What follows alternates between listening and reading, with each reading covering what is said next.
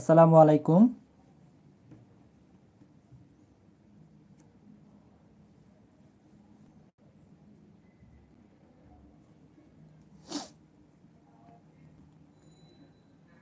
কেমন আছেন সবাই?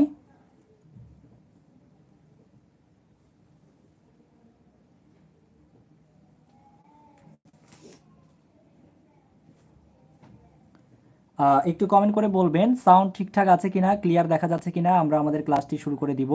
তো গত ক্লাসে আমরা হচ্ছে সুদ কষার চক্রবৃদ্ধির অঙ্ক নিয়ে আলোচনা করছিলাম, কিন্তু সেটা ছিল হচ্ছে আমাদের পার্ট 1। আজকের তারই ধারাবাহিকতায় আজকের আমরা হচ্ছে পার্ট 2 নিয়ে আলোচনা করব। এবং আজকের অঙ্কগুলোতে আমরা চক্রবৃদ্ধির সবচেয়ে কঠিন অঙ্কগুলো নিয়ে আলোচনা করব। ঠিক আছে? সো সবাই একটু ধৈর্য সহকারে বসবেন। আমরা অল্প কিছু অঙ্ক করব, কিন্তু সবগুলো অঙ্কই হচ্ছে গুরুত্বপূর্ণ। তো সবাই একটু ধৈর্য সহকারে বসবেন এবং শেষ পর্যন্ত দেখবেন। আজকের আমরা চক্রবৃদ্ধির বেশ কিছু অঙ্ক আছে, যেগুলো হচ্ছে ত্রৈমাসিক, ষান্মাসিক, ঠিক আছে? এই টাইপের কিছু অঙ্ক আসে যেগুলো দিয়ে আপনাকে চক্রবৃদ্ধি মূলধন বের করতে বলে, চক্রবৃদ্ধি মুনাফা বের করতে বলে। ঠিক আছে? তো এই জিনিসগুলো আমরা একটু দেখব। এবং প্রথমে আমি একটা অঙ্ক লিখে রেখেছি, আপনারা দেখতে পাচ্ছেন যে সরল মুনাফা এবং চক্রবৃদ্ধি মুনাফার পার্থক্য। যদিও আমরা এই অঙ্কটা গত ক্লাসে করেছিলাম, তাহলে ভাই আজকের কেন দিয়েছেন? কারণ গত ক্লাসে দেখলাম আমি আপনাদেরকে এই 3 বছরের যদি সরল মুনাফা ও চক্রবৃদ্ধির মুনাফার পার্থক্য বলে এই টাইপের অঙ্ক করানো হয় নাই। তো এরই ধারাবাহিকতায় আজকের আমরা হচ্ছে এই অঙ্কটা শুরু করে আমরা এখানে বেশ কিছু গুরুত্বপূর্ণ এবং কঠিন অঙ্ক আছে, আপনারা একটু দেখতে পারেন প্রশ্নগুলো। যেমন এই অঙ্কটা খুবই গুরুত্বপূর্ণ একটা অঙ্ক, এবং এই অঙ্কটা কিন্তু শিক্ষক নিবন্ধন পরীক্ষাতে আসা একটি অঙ্ক, এবং দেখা যাচ্ছে বিভিন্ন চাকরি পরীক্ষায় এসে থাকে অঙ্কটি। তো আমি এই অঙ্কগুলো কিভাবে সহজে করা যায়, কিভাবে গতানুগতিকে করতে হয়, সবকিছু ইনশাল্লাহ আপনাদেরকে দেখাবো। ঠিক আছে?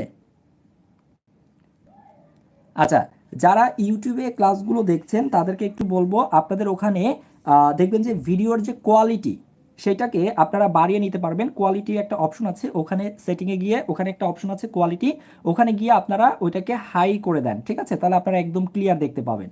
ঠিক আছে?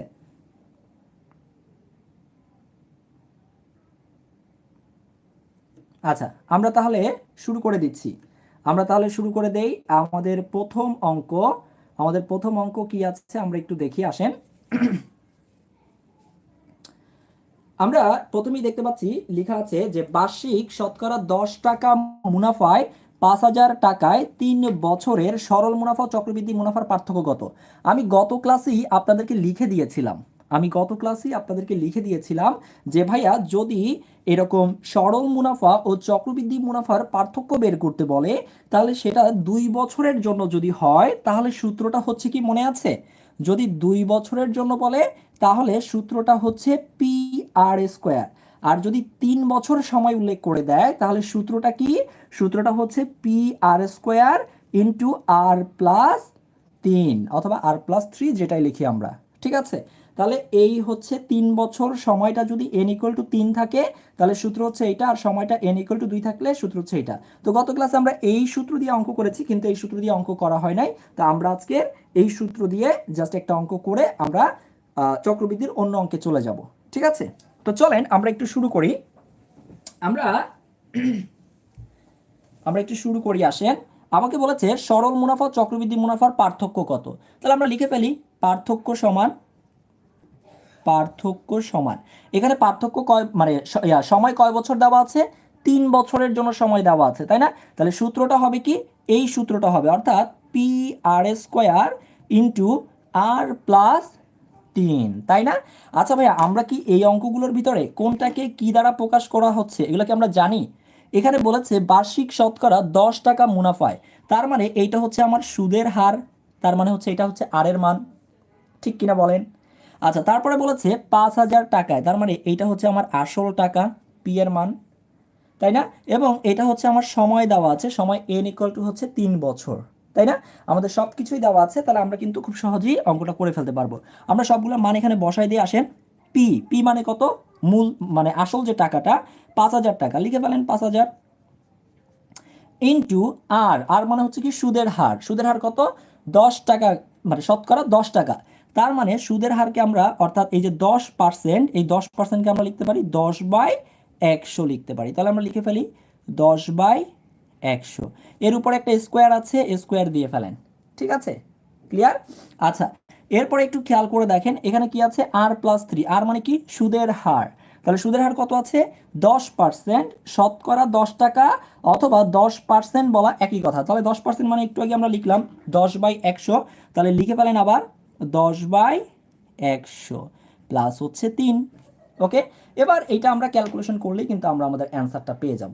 এটাকে ক্যালকুলেশন করলেই আমরা আমাদের অ্যান্সারটা পেয়ে যাব। তো চলেন আমরা এটা একটু ক্যালকুলেশন করে দেখি।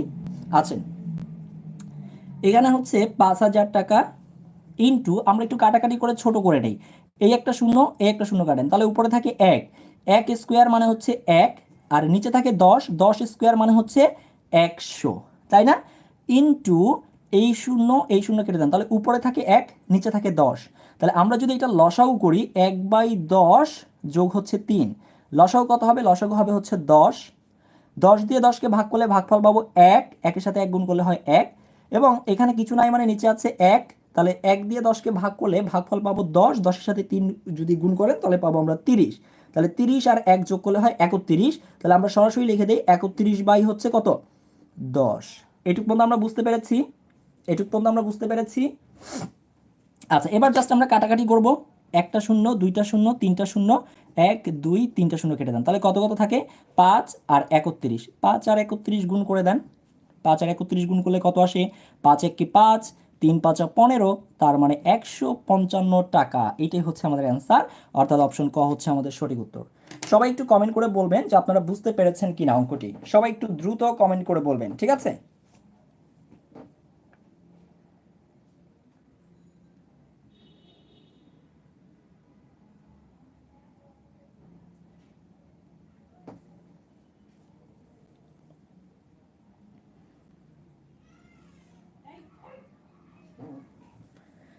আমি আবারও বলছি, যারা ইউটিউবে ক্লাসগুলো করছেন, ইউটিউবে লাইভ দেখছেন, তারা আপনাদের ভিডিওর উপরে দেখেন একটা অপশন আছে, ওখানে গিয়ে কোয়ালিটিটা আপনারা একটু বাড়িয়ে নেবেন, তাহলে একদম ঝকঝকে ফকফকে ক্লিয়ার দেখতে পাবেন, ঠিক আছে?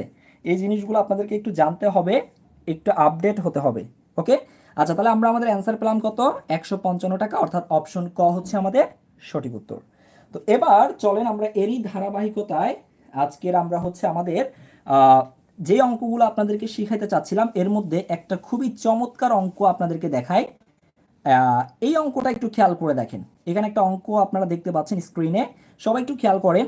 4% হার সুদে কত টাকার 2 বছরের সরল সুদ ও চক্রবৃদ্ধি সুদের পার্থক্য 1 টাকা হবে? খুবই গুরুত্বপূর্ণ একটা অঙ্ক, ঠিক আছে? আচ্ছা, একটু খেয়াল করে দেখেন তো আমরা এখানে কি কাজ করতে পারি। আমাকে বলে দিয়েছে যে সরল সুদ ও চক্রবৃদ্ধি সুদের পার্থক্য 1 টাকা হবে, এবং যখনই বলবে সরল সুদ ও চক্রবৃদ্ধি সুদের পার্থক্য, তখনই সবার আগে কি খেয়াল করবেন, আপনি খেয়াল করবেন যে কত বছর দেওয়া আছে, 2 বছর।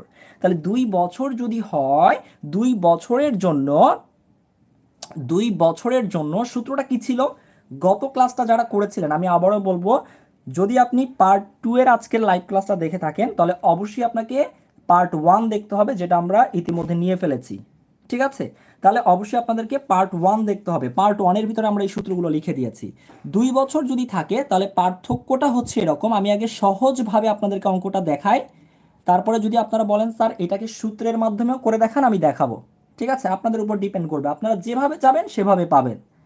দেখেন পার্থক্য 2 বছরের জন্য হলে কত হয়, আমরা লিখে দিয়েছিলাম গত ক্লাসে পি আর স্কোয়ার, এটা ছিল 2 বছরের জন্য সূত্র, ঠিক না? আচ্ছা, তাহলে একটু সবাই চিন্তা করেন তো, সবাই একটু চিন্তা করেন, আপনাকে এখানে সরল সুদ ও চক্রবৃদ্ধি সুদের পার্থক্য 1 টাকা এটা বলেই দিয়েছে। কয় টাকা, 1 টাকা, এটা আপনাকে বলেই দিয়েছে। তাহলে আমরা এই পার্থক্যের এখানে লিখতে পারি না, পার্থক্যটা হচ্ছে, এই যে পার্থক্য কত, পার্থক্য হচ্ছে 1 টাকা, এই লিখে ফেললাম 1। ভাই পি এর মান কত, এই অঙ্কের মধ্যে পি এর মান কত? ভাই পি এর মান এখানে কোথাও দেওয়া নাই, এই পি এর মানটাই আপনাকে বের করতে হবে, এই পি এর মানটাই আপনাকে বের করতে হবে, মানে আপনাকে আসল টাকাটা বের করতে হবে।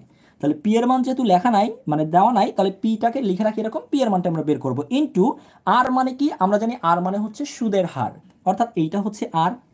তাহলে সুদের হার কত দেওয়া আছে, 4%, তাহলে 4%কে আমরা কিভাবে লিখতে পারি, 4/100, ঠিক কিনা বলেন? তাহলে আমরা লিখে ফেলি 4/100 হোল স্কোয়ার, কারণ এই যে একটা উপরে স্কোয়ার আছে, উপরে স্কোয়ার দিয়ে দিলাম। এবার একটু খেয়াল করে দেখেন 1 ইকুয়াল টু, আমরা যদি এখানে ভিতরে কাটাকাটি করে ফেলি, 4 1 4, 4 25 100, তাই না? তাহলে এখানে কত পাই আমরা? পি ইন্টু 1 স্কোয়ার মানে হচ্ছে 1, আর 25 স্কোয়ার, 25 স্কোয়ার মানে কত হবে বলেন তো? 625, ঠিক না? 625। তাহলে একটু খেয়াল করে দেখেন, আমরা কিন্তু আমাদের অ্যান্সারের প্রায় কাছাকাছি। পি হচ্ছে উপরের সংখ্যা, 1 হচ্ছে উপরের সংখ্যা, পি এর সাথে 1 গুণ করে দেন, পি আর নিচে হবে 625। আমাকে যেহেতু বের করতে হবে কত টাকার, মানে পি এর মান বের করতে হবে, তাহলে একটু খেয়াল করে দেখেন, এখানে নিচে কিছু নাই মানে 1 আছে, তাহলে পি আর 1 কোনাকুনি গুণ করে দেন, পি আর 625-এর সাথে 1 গুণ করেন, অর্থাৎ 625-এর সাথে 1 গুণ করলে হবে 625। এই তো আমার আসল টাকা বের হয়ে আসছে। আমাকে বের করতে বলেছে কত টাকার, তার মানে হচ্ছে আসল টাকাটা কত, তার মানে 625 হচ্ছে আমাদের অ্যান্সার, অর্থাৎ অপশন গ হচ্ছে আমাদের সঠিক উত্তর। আপনারা সবাই একটু কমেন্ট করে জানান আপনাদের কি মজা লাগছে কিনা, আপনাদের মজা লাগছে কিনা, আপনারা বুঝতে পারছেন কিনা ভাইয়ারা, সবাই একটু কমেন্ট করে জানাবেন। একবারে সহজভাবে যদি করতে চান, এর থেকে সহজ কোনো পদ্ধতি নাই। এখন আমি বলবো ভাইয়া এই সহজ পদ্ধতিতে কারা করবেন? যারা প্রাইমারি পরীক্ষা দিবেন, এই যে সামনে দ্বিতীয় ধাপের পরীক্ষা, ঠিক আছে, তৃতীয় ধাপের পরীক্ষা, যারা নিবন্ধন পরীক্ষা দিবেন, অর্থাৎ যারা এমসিকিউ পরীক্ষায় অংশগ্রহণ করবেন, তারা হচ্ছে এই পদ্ধতিতে সলভ করবেন। ক্লিয়ার? এখন সবাই একটু আমাকে জানান, আমি গত ক্লাসে আপনাদেরকে কিছু সূত্র লিখে দিয়েছিলাম, আমি গত ক্লাসে আপনাদেরকে কিছু সূত্র লিখে দিয়েছিলাম, আপনারা কি সূত্রগুলো মানে মুখস্থ করতে পেরেছেন? এখন অনেকেই ভাববেন ভাইয়া কোন সূত্রগুলো, ভাইয়া কোন সূত্রগুলো? আমি আপনাদেরকে চক্রবৃদ্ধি মূলধনের কিছু সূত্র লিখে দিয়েছিলাম, সি ইকুয়াল টু হচ্ছে পি ইন্টু 1+r⁴n, এরকম কিছু সূত্র লিখে দিয়েছিলাম।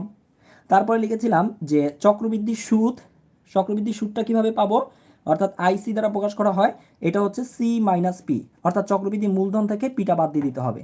এই সূত্রগুলো আমি গত ক্লাসে লিখে দিয়েছিলাম, যারা দেখেন নাই তাদেরকে অবশ্যই রিকোয়েস্ট করবো আমি পার্ট 1টা দেখবেন, আমাদের পার্ট 1টা দেখবেন। আজকের ক্লাস যেটা হচ্ছে সেটা হচ্ছে পার্ট 2, পার্ট 2 দেখার আগে আপনাকে অবশ্যই পার্ট 1 দেখতে হবে।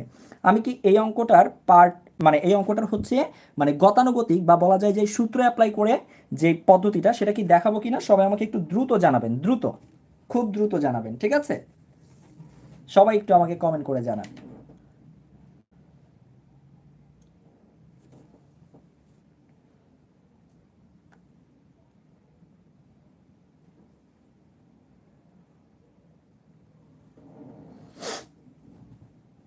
সবাই একটু আমাকে কমেন্ট করে জানাবেন যে আমি এই অঙ্কটার সূত্র অ্যাপ্লাই করে করাবো কিনা। আচ্ছা, অনেকেই বলছেন জি স্যার একটু করান, তাহলে আমি একটু শুরু করি, আসেন। আপনাদের চাহিদা আর আমার হচ্ছে কাজ, ওকে, আপনারা যেভাবে চাবেন সেভাবেই পাবেন। আসেন আমি একটু অঙ্কটা শুরু করি। আমরা একটা সূত্র শিখেছিলাম এরকম, যে সরল সুদ এবং চক্রবৃদ্ধি সুদের পার্থক্য আপনাকে এখানে কত বলে দিয়েছে? 1 টাকা বলে দিয়েছে, তাই না? তাহলে আমরা এক কাজ করি, এই চক্রবৃদ্ধি সুদ আর সরল সুদের পার্থক্যটা লিখি। সবাই খেয়াল করেন আমি কি লিখতেছি, সবাই মনোযোগ দিয়ে দেখেন।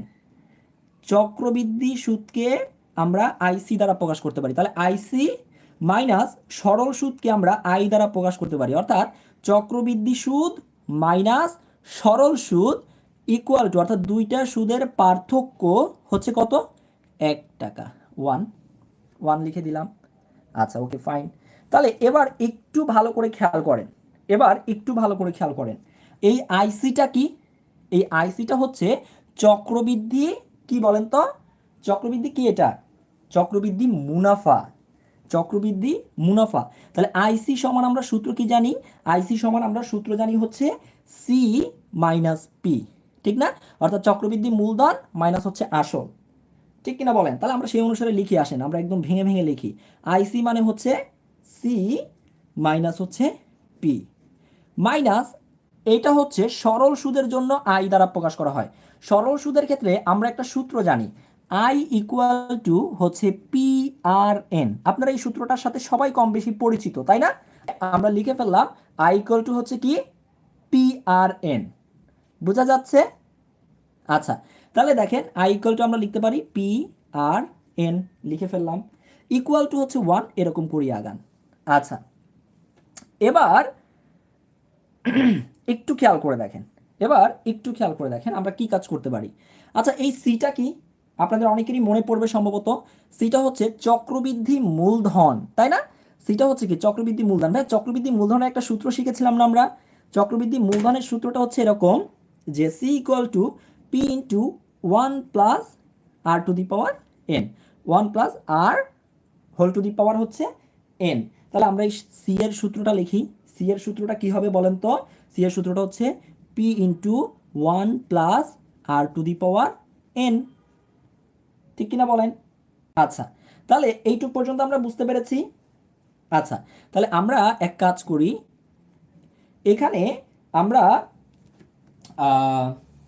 যেরকম আছে সেরকমই রাখি, ধরেন পি আর এন এরকমই রেখে দেন, ইকুয়াল টু হচ্ছে 1। আমি কিন্তু ভেঙে ভেঙে করে দেখাচ্ছি, বাট আপনারা যারা এমসিকিউর জন্য করবেন, তারা অবশ্যই এই পদ্ধতিটাতে করবেন, ঠিক আছে? অনেকেই চাই যে স্যার একটু গতানুগতিক দেখাবেন না, একটু সূত্র অ্যাপ্লাই করে দেখাবেন না। যারা এমসিকিউ এর জন্য করবেন তারা হচ্ছে এই পদ্ধতি করবেন, আর যারা সূত্র অ্যাপ্লাই করে করতে চান তারা হচ্ছে এইভাবে করবেন। তবে এটা একটু জটিল, এটা একটু জটিল। ওকে, আচ্ছা এখানে আমি আরেকটা জিনিস লিখি নাই, খেয়াল করছেন আপনারা? আরেকটা জিনিস কিন্তু লেখা হয় নাই, মিস হয়ে গেছে। কি জিনিস বলেন তো? আমরা C equal to P into one plus R to the power N লিখেছি, এই মাইনাস পি কই যাবে?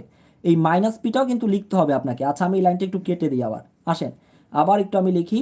সি সমান হচ্ছে কি P into one plus R to the power N, এটুক পর্যন্ত লিখেছি আমরা, এটুক পর্যন্ত লিখেছি। আচ্ছা, এই মাইনাস পিটা এই লিখলাম মাইনাস পি। এবার এইটাকে আমরা একটু আলাদা করে রাখি। আচ্ছা, এখানে একটু খেয়াল করে দেখেন, আর এখানে কি আছে ভাইয়া? এখানে হচ্ছে পি আর এন, তাই না?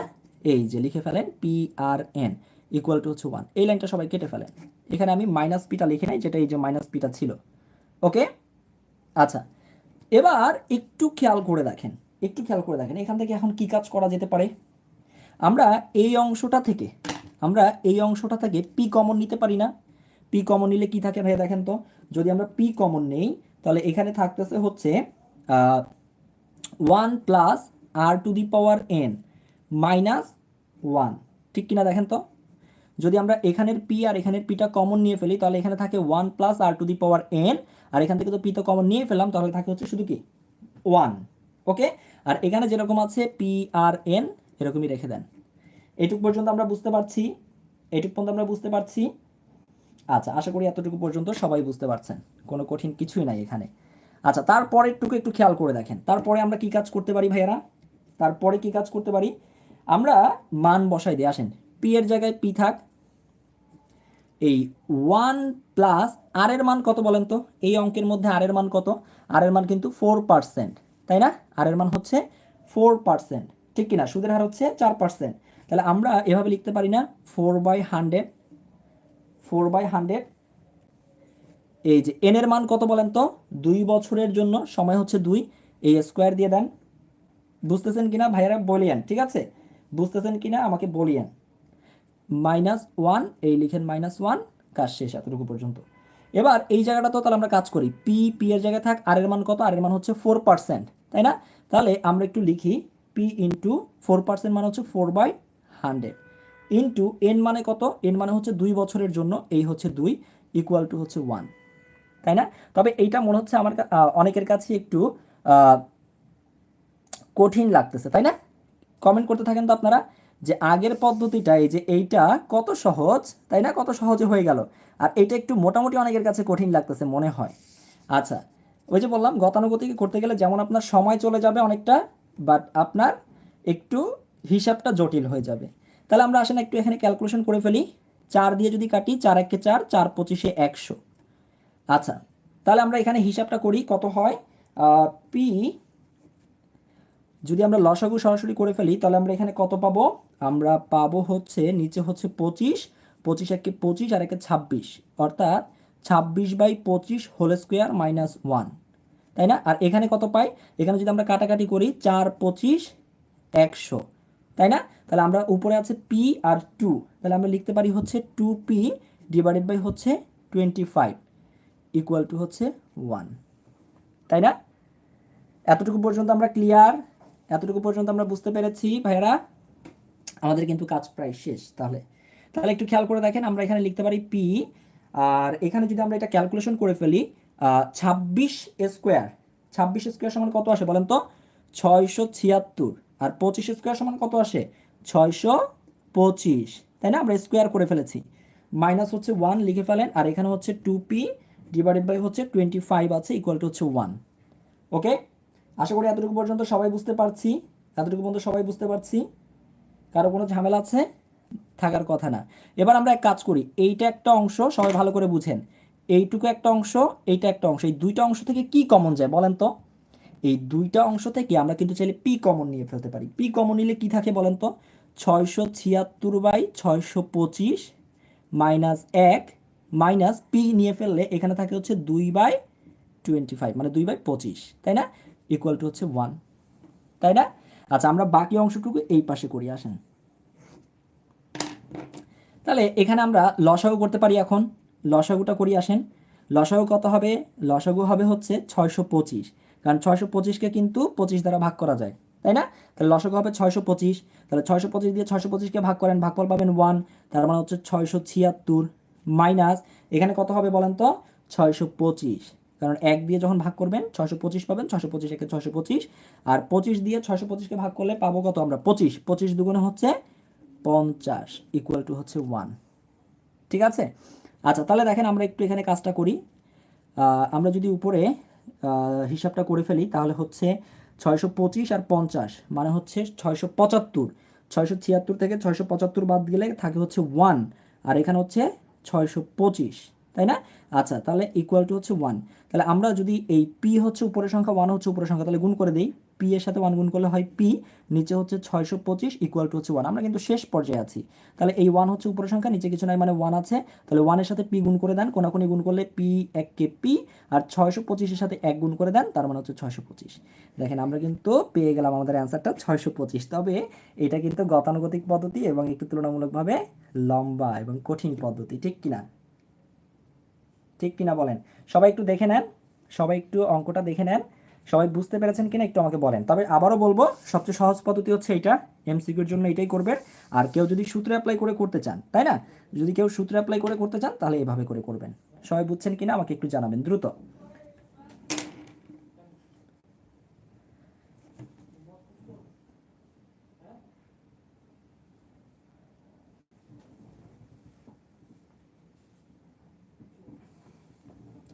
এরপরে কিন্তু আমরা সবচেয়ে গুরুত্বপূর্ণ অঙ্কে চলে যাব। আমরা কিন্তু এরপরে সবচেয়ে গুরুত্বপূর্ণ অঙ্কে চলে যাব আজকে। সবাই বুঝলে একটু কমেন্ট করে জানাবেন, সবাই বুঝলে একটু জাস্ট কমেন্ট করে জানাবেন, ঠিক আছে? ওকে, ফাইন। তাহলে আমরা এই এটা সরাই ফেলি। আচ্ছা, আমরা নতুন আরেকটা অঙ্ক নিয়ে আসলাম, আসেন। আমরা নতুন আরেকটা অঙ্ক দেখি, আমাদের এই অঙ্কে কি আছে আমরা একটু দেখি, আসেন। আচ্ছা, আমি একটু আপনাদেরকে নতুন অঙ্কটা শুরু করার আগে একটু জাস্ট বলি, সেটা হচ্ছে অনেকেই আমাকে নক করেন, ঠিক আছে, যে ভাইয়া আমাদের পরীক্ষা খুবই কাছাকাছি, আমাদের এই অল্প সময়ের ভিতরে কিভাবে আমরা গণিতটা কমপ্লিট করতে চাই। তো আপনারা যদি চান যে 15 থেকে 20 দিনে গণিত শেষ করতে চান, এরকম একটা সুযোগ আপনাদের জন্য আছে। তো এরকম একটা স্পেশাল অফারে আমি হচ্ছে গণিতের অনলাইন কোর্সে ভর্তি নিচ্ছি। এটা অল্প কিছু দিনের জন্যই থাকবে, এরপরে আর এটা চালু থাকবে না, কারণ যেহেতু আপনাদের সামনে পরীক্ষা এবং সবাই চাচ্ছে এই অল্প সময়ের ভিতরে যাতে সিলেবাসটা শেষ করা যায়। যদি এরকম কেউ চান, স্পেশাল কিছু অফার চলতেছে, এরকম অফারে ভর্তি হতে পারবেন। আপনারা এই নাম্বারে ক্লাস শেষে যোগাযোগ করবেন অথবা আগামীকাল সকালে যোগাযোগ করবেন, ঠিক আছে? আচ্ছা, আসেন আমরা এই অঙ্কটা শুরু করি। সবাই দেখতে পাচ্ছেন স্ক্রিনে? সবাই স্ক্রিনে দেখতে পাচ্ছেন? সবাই একটু খেয়াল করেন, স্ক্রিনে আমরা একটা অঙ্ক দেখতে পাচ্ছি, তাই না? কি লিখেছি? বার্ষিক 6% হার ষান্মাসিক চক্রবৃদ্ধিতে 2000 টাকার 1 বছরের সুদ কত? ভাই আমি চেষ্টা করি যে একটু সহজ করে করানোর জন্য, আমি চেষ্টা করি একটু সহজ করে, কতটা সহজ করে বোঝানো যায়, ঠিক আছে? তো এইভাবে যদি আপনারা এই টাইপের অঙ্কগুলো করতে চান, এই অঙ্কগুলো কিভাবে বুঝবো যে ভাই এগুলো আলাদা অঙ্ক? সেটা হচ্ছে আপনার এই যে দেখেন এই জায়গাটাতে আপনার লেখা থাকবে ষান্মাসিক, অথবা প্রতি 6 মাস পর পর, ঠিক আছে? অথবা এরকম লেখা থাকতে পারে যে যৌগিক মুনাফা অর্ধ বছর হিসাব করা হয়। আমি বেশ কিছু প্রশ্ন লিখে রেখেছি আপনাদের জন্য, এগুলো আমরা আজকে সলভ করব। এই কোশ্চেনগুলো হচ্ছে চক্রবৃদ্ধির মধ্যে সবচেয়ে কঠিন অঙ্ক বলা যায়, এবং স্টুডেন্টরা এই অঙ্কগুলোতেই ভুল কাজ করে, মানে এগুলাই পরীক্ষার হলে গিয়ে মিলাতে পারে না। ঠিক আছে, আচ্ছা তাহলে আসেন আমরা আজকের এই জিনিসগুলো শিখবো যে আসলে ষান্মাসিক থাকলে আমরা কিভাবে অঙ্কগুলো করব, ত্রৈমাসিক থাকলে কি, ত্রৈমাসিক মানে কি বোঝাচ্ছে, ষান্মাসিক মানে কি বোঝাচ্ছে, এই জিনিসগুলো আগে আপনাকে বুঝতে হবে। আগে আপনাদেরকে একটু বলি, সেটা হচ্ছে এই ষান্মাসিক মানে হচ্ছে প্রতি 6 মাস পর পর। সবাই একটু লিখে রাখেন।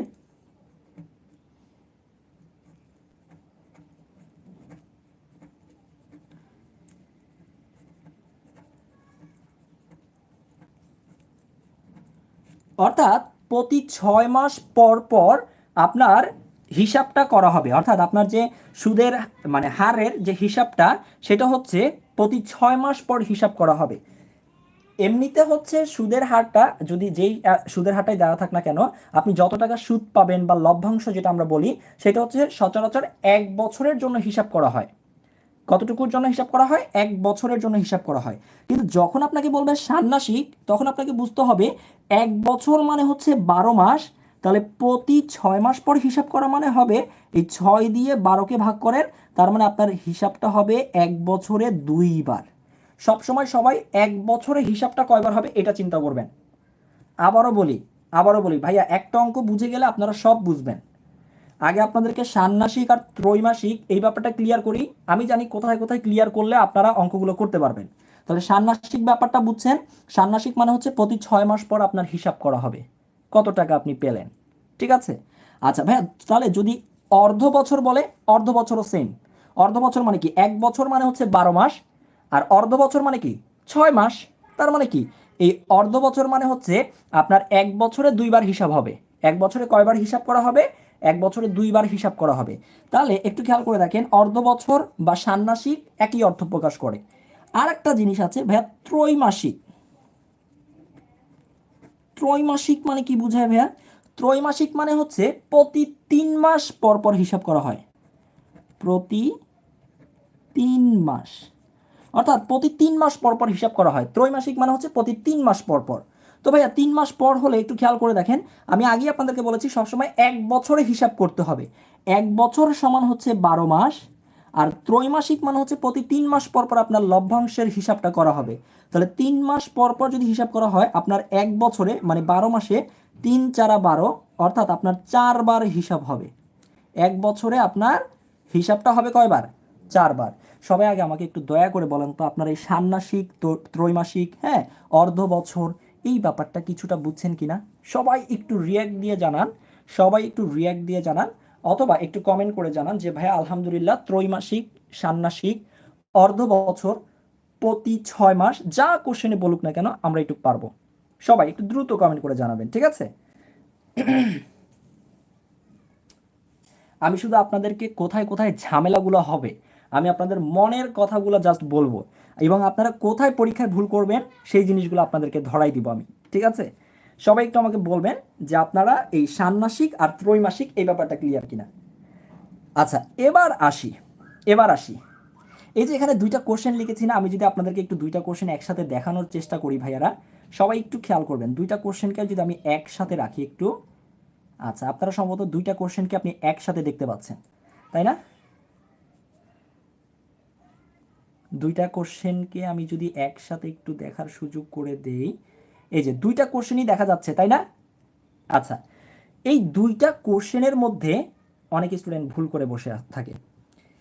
কারণ কি? তারা প্রশ্নটাই ভালো করে বুঝে না। এই দুইটা কোশ্চেন কিন্তু এক জিনিস না, দেখতে অনেকটা একই রকমের হলেও একই জিনিস না। কেন এক জিনিস না? কোথায় পার্থক্য আছে ভাই? কোন জায়গাটাতে কাজ করতে হবে, কোন জায়গাটাতে কাজ করতে হবে না, কোন জায়গাটায় বেশি কাজ করতে হবে, কোন জায়গাটায় কম কাজ করতে হবে, বুঝবো কিভাবে? দেখেন, এখানে কিন্তু সুদের হার দেওয়া আছে, এই অঙ্কেও সুদের হার দেওয়া আছে। এখানে ষান্মাসিক চক্রবৃদ্ধিতে বলেছে, এখানে আপনাকে অর্ধ বছর বলে দিয়েছে, একই কথা। ষান্মাসিক মানে হচ্ছে প্রতি 6 মাস পর পর, আর এখানে অর্ধ বছর বলে দিয়েছে, তাও প্রতি 6 মাস পর পর। অর্ধ বছর মানে কি? 12 মাস, বা 1 বছর মানে 12 মাস, 12 মাসের অর্ধেক হচ্ছে কি?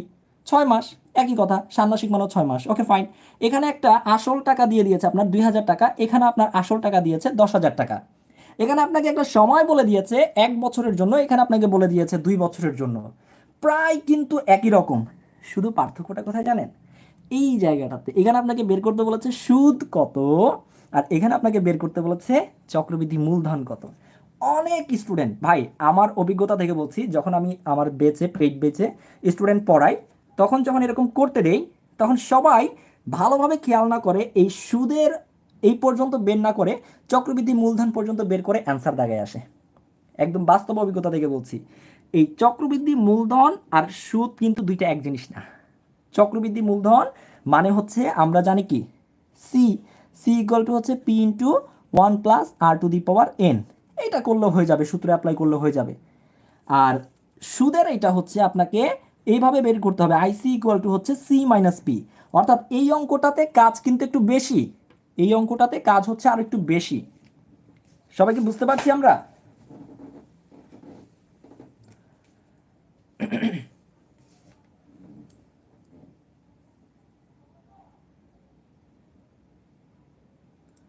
সবাই একটু ভাইকে জানাবেন আমরা কি বুঝতে পারছি কিনা।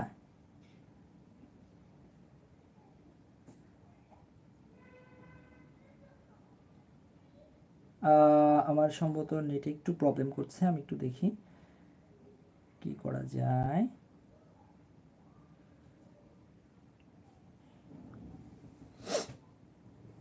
আচ্ছা, নেট এখন আবার ঠিক আছে।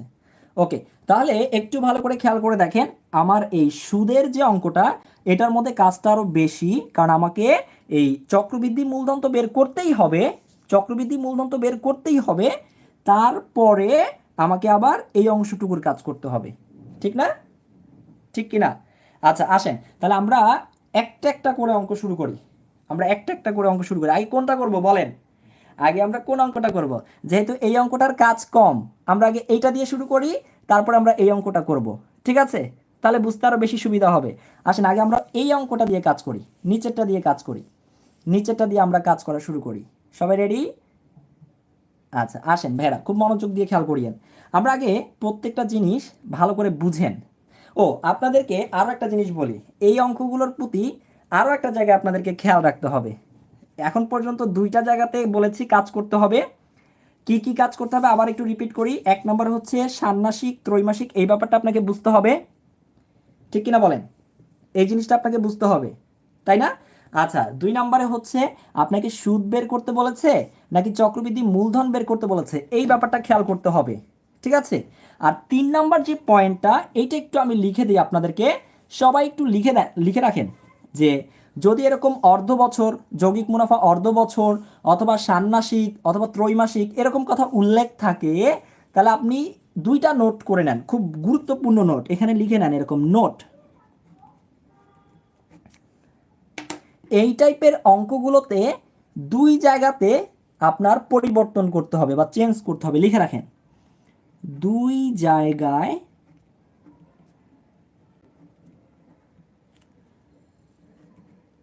চেঞ্জ হবে, দুই জায়গাতে চেঞ্জ হবে। ভাইয়া কোন কোন দুই জায়গা, সেই জায়গা দুইটা কি কি?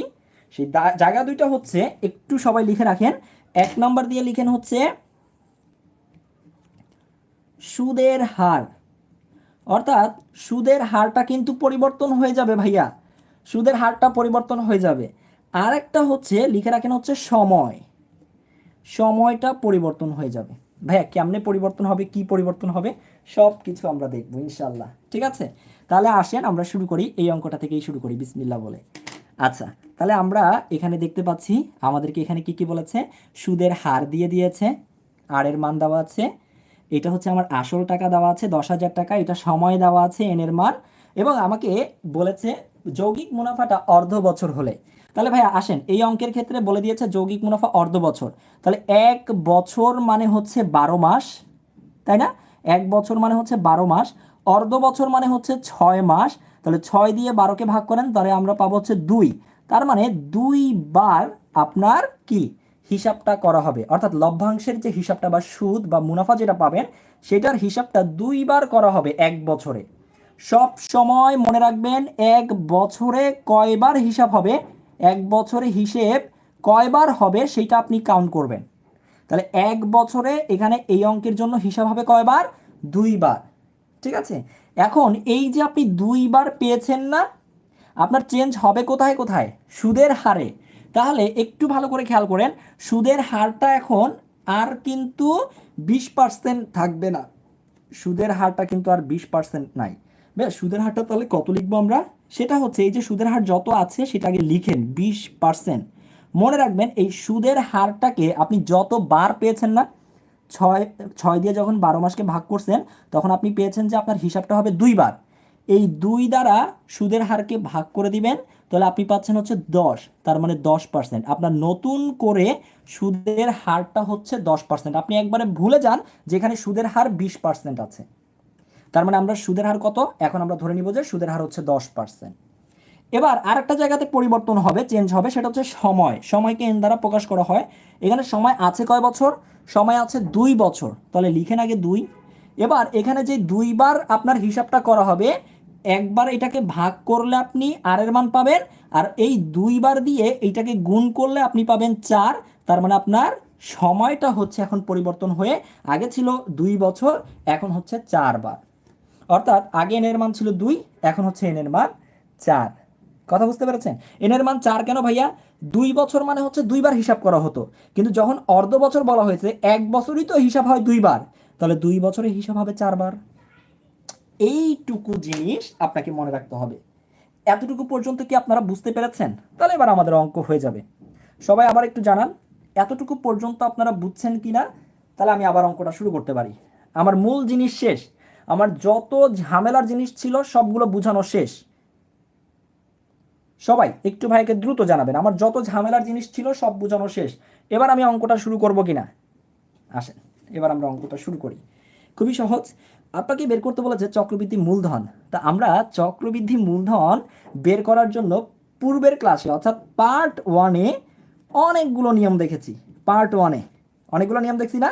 একটা হচ্ছে গতানুগতিক, হ্যাঁ, ওই যে প্রথম বছরান্তে চক্রবৃদ্ধি মূলধন ওরকম করে করা যায়। তারপর হচ্ছে সূত্র অ্যাপ্লাই করে করা যায়। তারপর হচ্ছে শর্টকাট একটা নিয়ম দেখাইছিলাম, তাই না? আচ্ছা, তাহলে দেখেন আমরা যদি শর্টকাট নিয়মে করি, শর্টকাট নিয়মে করতে গেলে আগে যে অ্যামাউন্টটা আছে সেটাকে লিখে ফেলতে হবে, 10,000 টাকা লিখে ফেললাম। এরপরে হচ্ছে সুদের হার যত তার সাথে 100 যোগ করে দিবেন, তাহলে এটা কত হয়ে যাবে? 110%। এখন এই 110% এখানে গুণাকারে লিখবেন। 110% কয়বার লিখবেন? যত সময় আছে, অর্থাৎ এন এর মান যত ততবার, তার মানে 4, 4 বার লিখে যান। 110% গুণ 110% গুণ 110%। ক্লিয়ার? এবার এটাকে ক্যালকুলেশন করলেই আপনার অ্যান্সার। এটাকে ক্যালকুলেশন করলেই আপনার অ্যান্সার। দেখেন এই লিখে ফেললাম হচ্ছে আমরা 10,000, এই হচ্ছে 110। পার্সেন্টটাকে দূর করতে চাইলে আমরা জানি পার্সেন্ট মানে হচ্ছে 1/100, তাহলে আমরা লিখে ফেললাম হচ্ছে 100 গুণ 110/100 গুণ 110/100, সবগুলোর পার্সেন্ট কিন্তু চলে যাচ্ছে, খেয়াল করতেছেন? 110/100। এবার আমরা শুধু কাটাকাটি করব, 1টা 2টা 3টা 4টা 5টা 6টা 7টা 8টা শূন্য কাটলাম নিচ থেকে, 1 2 3 4 5 6 7 8, তাহলে কত থাকে? 11 11 11 11, 4টা 11 থাকে। 4টা 11 মানে কত বলেন তো? 11^4, অর্থাৎ 11^4 মানে হচ্ছে 4টা 11 গুণ আকারে আছে, মানে 11 আছে 4 বার। তাহলে এই যে 11^4 কোথায় আছে? অপশন খ হচ্ছে আমাদের সঠিক উত্তর। ভাই আপনারা বুঝতে পারছেন কিনা একটু আমাকে জানান। শেষ কিন্তু আমাদের অঙ্ক শেষ। এখানে কিছু বেসিক জিনিস আপনাদের জানার দরকার ছিল, তাই এইগুলো লিখে রেখেছি। আমাদের মূল অঙ্কটা হচ্ছে এই জায়গাটাতে। আমি আবার একটু রিপিট করি, 2 জায়গায় যারা বুঝেছেন তারা একটু রিয়াক্ট দিয়ে জানাবেন যে ভাই আমি বুঝতে পেরেছি, অথবা কমেন্ট করে জানাবেন। এখানে এই ধরনের অঙ্কে আপনার 2 জায়গায় চেঞ্জ করতে হয়, সুদের হারে এবং সময়ে। সুদের হারটা 20% থেকে 10% কিভাবে হয়েছে বুঝতে পেরেছেন? সহজে মনে রাখার জন্য মনে রাখবেন, সুদের হার বের করার সময় আপনি যত বার পাবেন তত দিয়ে ভাগ করবেন, আর সময়টা বের করার সময় যত দেওয়া ছিল তার সাথে ওই যত বার পেয়েছেন সেটা গুণ করবেন। তার মানে সুদের হার বের করতে গেলে 2 দিয়ে ভাগ করেছি, আর সময়টা বের করতে গেলে 2 দিয়ে গুণ করেছি। কাজ শেষ। ওকে, এরপরে জাস্ট আমরা ওই আগের নিয়মে আমরা ক্যালকুলেশন করে ফেলেছি, হয়ে গিয়েছে। এবার আমরা এর আগের অঙ্কটাতে চলে আসি। এই অঙ্কটাতে কাজ কিন্তু আর একটু বেশি, আমি অলরেডি বলেই দিয়েছি। কাজ বেশি কেন? কারণ আপনাকে এখানে কিন্তু চক্রবৃদ্ধি মূলধন বের করতে বলে নাই। মূলধন বের করতে বললে কাজ একটু সহজ, তাই না? আর যদি আপনাকে বলে যে সুদ কত, তাহলে অবশ্যই আগে আপনাকে মূলধন বের করে তারপরে সুদ বের করতে হয়। কথা বুঝতে পেরেছেন? আচ্ছা আসেন আমরা একটু শুরু করি। ওকে, সবাই রেডি? আমরা কি কি চিনি সেগুলো আগে লিখে ফেলি। আসেন, এই অঙ্কের মধ্যে আমরা চিনতে পারছি এটা হচ্ছে সুদের হার, আর এর মান। তারপরে এটা হচ্ছে পি এর মান, এটা হচ্ছে সময়, আমাকে সুদ বের করতে বলেছে, আমরা আইসি এটা বের করব। Okay fine. ষান্মাসিক বলেছে, আমরা এখন এই জিনিসগুলো বুঝতে পারি। ষান্মাসিক মানে হচ্ছে প্রতি 6 মাসে হিসাব করা হবে।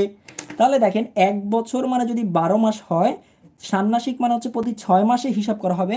তার মানে 6 দুগুণে 12, অর্থাৎ হিসাবটা হবে হচ্ছে 2 বার। 1 বছরে 2 বার সুদের হিসাবটা হবে, 1 বছরে 2 বার সুদের হিসাব হবে, তাই না? আচ্ছা, তাহলে আমরা এখন শুরু করতে পারি কিনা? আমরা একটা কথা লিখে রেখেছিলাম, এই ধরনের অঙ্কগুলোতে 2 জায়গায় চেঞ্জ করতে হয়। কি কি চেঞ্জ হবে? আসেন আমরা সেটা একদম চেঞ্জ করে ফেলি, অঙ্কটাই করে ফেলি। প্রথমে হচ্ছে সুদের হারটা চেঞ্জ হয়ে যাবে। সুদের হারটা যে চেঞ্জ হবে, সুদের হার কত দেওয়া ছিল? 6% দেওয়া ছিল। আর এখানে আমরা পেয়েছি কত? 2 বার, তাই না? তার মানে হিসাবটা হবে 2 বার, তাই 2 দিয়ে ভাগ, 6কে 2 দিয়ে ভাগ করলে আমরা পাই 3%। তার মানে নতুন করে এখন সুদের হার হচ্ছে 3%। আর একটা জিনিস পরিবর্তন হবে, সেটা হচ্ছে সময়। সময়টা দেওয়া ছিল 1 বছর, সেটা আগে লিখে ফেলবেন। এবার যতবার হিসাব হবে সময়ের ক্ষেত্রে সেটা গুণ করে দিবেন। 2 বার হিসাব হবে, তাই 2 একে 2। তার মানে 1 বছরে, ষান্মাসিক মানে হচ্ছে প্রতি 6 মাস পর হিসাব করা হবে, তার মানে 1 বছরে 2 বার হিসাবটা করা হবে, তাই এন এর মান হচ্ছে এখন 2। আপনি কিছু সময়ের জন্য এটাও ভুলে যান, এখন সময় এটা আর সুদের হার এটা ভুলে যান। এইটা হচ্ছে আপনার সুদের হার আর এটা হচ্ছে আপনার সময়। ওকে, এবার আমরা কি অঙ্কটা করতে পারবো না? অবশ্যই পারবো। তাহলে আগে আমরা কি বের করবো বলেন তো? আগে আমাদেরকে এখন বের করতে হবে চক্রবৃদ্ধি মূলধন, তাই না? তাহলে আমরা এই যে চক্রবৃদ্ধি মূলধন বের করতেছি, সি ইকুয়াল টু, সূত্র কি বলেন তো? এই আসল টাকাটা লিখতে হবে 2000 ইন্টু, এখানে 3-এর সাথে 100 যোগ করে দেন, তাহলে কত হয়ে যাবে এটা? 103%। এখন এই 103% এখানে লিখেন, 103%। 103% কয়বার লিখবো? এখানে যেহেতু এন এর মান আছে 2, তার মানে 2 বার লিখবো 103%। ঠিক আছে, তাহলে এবার এটাকে ক্যালকুলেশন করি আমরা। আসেন, 2000 গুণ 103 ভাগ হচ্ছে 100, 103 ভাগ হচ্ছে 100। ওকে, তাহলে আমরা একটু কাটাকাটি করি। আসেন, এই যে একটা শূন্য, দুইটা শূন্য, তিনটা শূন্য, 1 2 3, নিচে কিন্তু এখনো 10 আছে, খেয়াল রাখেন নিচে 10 আছে এখনো, তাই না? আচ্ছা, তো আমরা এক কাজ করি, 103 গুণ করে ফেলেন, 103 গুণ করে ফেলেন, কত আসে রে? আমি একটু জাস্ট দ্রুত করার জন্য জাস্ট হিসাবটা করি ক্যালকুলেটারে। 103, 103, তার মানে 10,609। কত আসে? এখানে তো 2 আছেই, 2 গুণ 10,609। এবার 10,609 এর সাথে 2 গুণ করে ফেলেন, 10,609 গুণ হচ্ছে 2, তাহলে লিখেন 21,218। আমরা এই যে হিসাবটা পেয়ে গেলাম। এখন কিন্তু এখানে কিন্তু কত আছে? এখনো 10 আছে, নিচে কিন্তু 10 ছিল, মনে আছে? এটা গুণ করেছেন, 2 গুণ করেছেন, নিচে কিন্তু 10 ছিল, তাহলে এখনো নিচে 10 আছে। তাহলে 10 দ্বারা যদি ভাগ করি, জাস্ট এক ঘর পরে একটা দশমিক বসাই দিব, অর্থাৎ এটার মান হবে 2121.8, 2121.8। তাহলে আমরা কিন্তু চক্রবৃদ্ধি মূলধনের মান পেয়ে গিয়েছি, চক্রবৃদ্ধি মূলধন। এই সূত্রটা আমরা একটু লিখি। সূত্রটা কি ছিল? সূত্রটা ছিল হচ্ছে আইসি, অর্থাৎ সুদ সমান, চক্রবৃদ্ধি সুদ সমান, সূত্রটা কি? C minus P. তাহলে সি এর মান কত রে? সি এর মান হচ্ছে ভাইয়ারা 2121.8 মাইনাস এই পি মানে কি? পি মানে হচ্ছে আসল টাকা। আসল টাকা কত আছে? 2000 টাকা। এই 2000 টাকা আমরা বাদ দিয়ে দিই। তাহলে 2121.8 থেকে যদি 2000 টাকা বাদ দেন, তাহলে কত থাকে? 121.8। তাহলে দেখেন আগের অঙ্ক আর এই অঙ্কের মধ্যে পার্থক্যটা কি? আগের অঙ্কে এতটুকু পর্যন্তই কাজ শেষ, আর এই অঙ্কের মধ্যে আপনার এতটুকু এক্সট্রা কাজ করতে হবে। তাহলে আমাদের 1 বছরের সুদ কত? 121.8 কোথায় আছে? অপশন গ তে আছে। তার মানে অপশন গ হচ্ছে আমাদের সঠিক উত্তর। সবাইকে বুঝতে পেরেছি? সবাই একটু কমেন্ট করে জানাবেন, সবাই একটু কমেন্ট করে জানাবেন। যদি বুঝতে পারেন একটু আলহামদুলিল্লাহ লিখে সবাই একটু কমেন্ট করে জানাবেন, ঠিক আছে, যে আপনারা বুঝতে পেরেছেন। ওকে,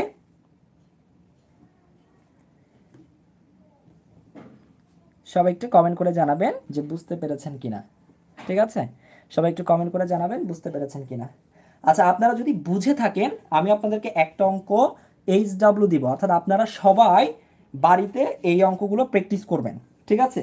আর আমি আবারও বলছি, কেউ যদি চান এই অল্প সময়ে গণিতটাকে শেষ করতে চান, আবারও বলছি, আপনারা আমাদের গণিতের যে অনলাইন কোর্স আছে যেখানে 125টা ক্লাস আছে, 125টা ক্লাস যদি আপনি শেষ করতে পারেন তাহলে আপনার অনায়াসে একদম খুব সহজেই আপনি গণিতের উপরে ভালো একটা প্রিপারেশন নিয়ে পরীক্ষার হলে যেতে পারবেন। যাদের হাতে খুবই কম সময় আছে, যারা শিক্ষক নিবন্ধন পরীক্ষা দিবেন বা প্রাইমারি পরীক্ষা দিবেন বা বিসিএস এর জন্য ট্রাই করতেছেন, তারা চাইলে আমাদের 125টা যে ক্লাস, এই 125টা ক্লাসে আপনারা ভর্তি হতে পারবেন একদম স্পেশাল অফারে ভর্তি নিচ্ছি আমরা। তো যদি কেউ ভর্তি হতে চান এই নাম্বারে যোগাযোগ করবেন।